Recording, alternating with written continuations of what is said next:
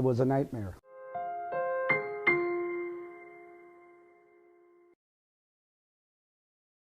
Brett was born in Youngstown, Ohio, and he was born on November 8, 1993. As a little kid, he liked a lot of attention. He wanted to be held a lot. He had ear infections and things, so that probably made it so he wanted to be held more and everything.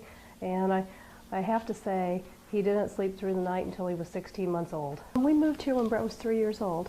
He loved sports. I mean, he played a lot of different sports. He did baseball, he did Carmel Dad's Club rec type of sports, basketball, but soccer, he fell in love with it. He had the passion of it and being on a team. He was oftentimes, his position was a center mid, so he was so good at keeping his head up and having good field vision and bringing that ball up the field and distributing it to people, sometimes taking the shot himself when it was open. And he just played with such strength. He also was such a good team player that he was a joy to watch. He loved playing with his teammates. They all talked about it. He was the guy they knew always had his back out on the field. He cared a lot about the players, and if someone injured someone, the other player hurt our player, he'd be there within a second to back you up, and so he's just really caring. He liked to read and he liked to write, and he really enjoyed his English classes. He enjoyed fishing, enjoyed hanging out with friends, always loved going to the beach. Working with special needs kids was one of the big things. He did that at the Monon Center and really loved that, and really went back to the high school. One of his favorite things was a boy named Danny. And Danny had some special needs, and he was the honorary team manager of the Carmel High team. And Brett was always taking extra time out with him. In junior high, he was your typical smelly junior high kid that you just wanted to make sure that he put on deodorant and everything. And then I guess it was probably when he started high school, he decided he liked deodorant, liked cologne, and about sophomore year, he really started to like dressing well. He loved winning the best dressed, and he went to the senior graduation night just hoping so much that he would win that award, and he kind of sealed the deal, although the vote had already been taken, when he showed up in his white suit.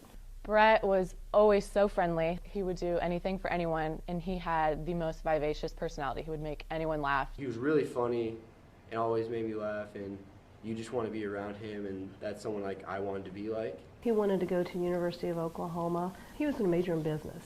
Didn't know exactly what in business, but it was going to be something. It was our anniversary. We were celebrating our 26th, and we went out to a very nice dinner.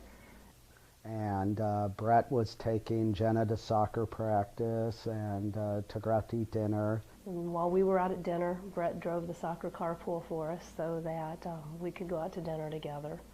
And we got home 9, and he was leaving about 9:15. He was really doing his goodbyes to friends, going around because he was leaving for college in 5 days.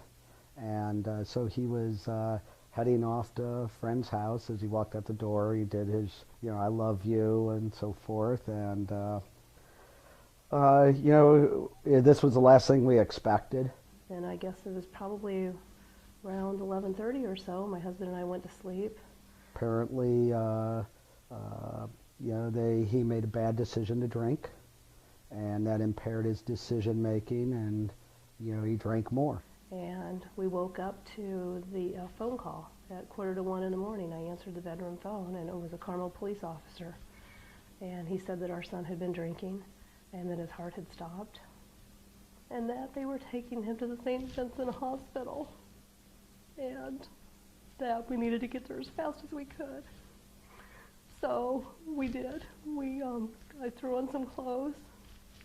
I didn't think I was going to be at the hospital a long time. I thought that everything was going to work out, and he was just going to have to, I was thinking get his stomach pumped or something like that. I didn't know that they don't even do that these days, but that's not the treatment usually. So we got to the hospital, and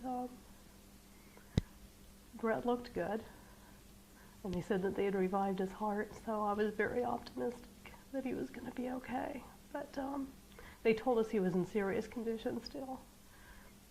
They didn't say anything about his brain at that time. I walked into the room and I couldn't see him at first just because it was so crowded, and then I finally saw him and I just was like frozen in time because he was hooked up to all these monitors, and you would just never think that you would see a friend like in that condition. There were literally people everywhere surrounded in his room out into the hallway, and then they had also reserved a private room with chairs in the room next to his, and it was literally filled everywhere. So it was overwhelming, but it was nice to know that we were all there for him and his family. On the brain activity test that they did, the doctor told us that it didn't look good, but that they'd do another test in about a day. So they cooled his body so that his brain wouldn't swell or get too swollen. And then they had to gradually, after they cooled his body, warm his body back up, which was a faster process, so that then they could test his brain and see if there was any activity, and then they did that. And they found out that there wasn't any brain activity. And so that's when we knew that it was done. He wasn't with us anymore. And then we had the like the organ donation people talk to us and everything. And Brett's wishes were to be an organ donor. I had been with him when he got his license, and we had talked about it. And so I went along with his wishes. We did, and went through the organ donation process, which I'm glad that we did that, because that's what Brett wanted, and he was able to help some other people that way. The kids that were there did not know about the Lifeline Law or did not take the steps to call right away. They were scared to get in trouble, which is understandable. We wish it was different, because if it was different, Brett may be here, the one telling you of his story versus us.